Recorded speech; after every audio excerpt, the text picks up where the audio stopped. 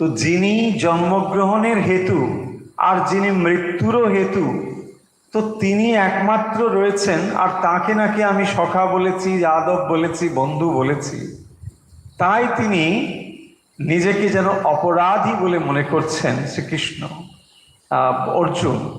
আর এখানেও আমরা দেখছি যে মাতা কুন্তী, যিনি এতদিন তার প্রণাম নিয়েছেন, ভাবুন তো মনে মনে একবার, আপনার ছেলে কিংবা মেয়ে যে রোজ আপনাকে প্রণাম করে, এখন উল্টো হচ্ছে, এখন ওই মাই তার কাছে হাত জোড় করছে। হ্যাঁ, অন্য কোনো কারণে নয়, তার বিভূতি দেখে।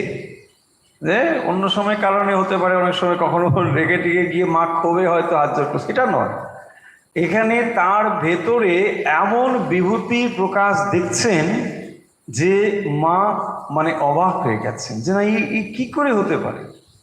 দেখুন, ভগবান যাকে দিয়ে যে লীলা করাচ্ছেন, যখন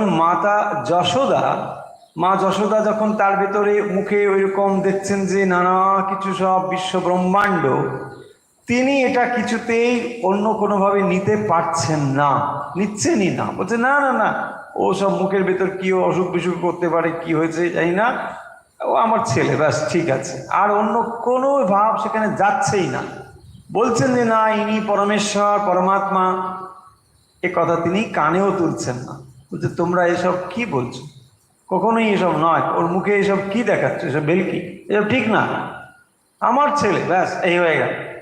আবার দেখুন, মা কুন্তী তো তাই তো ভেবেছিলেন, কৃষ্ণ তাই তারই আত্মীয়, পিসি বলে তো ভাইপো যেমন হয় এরকম, তার সঙ্গে এই রিলেশন।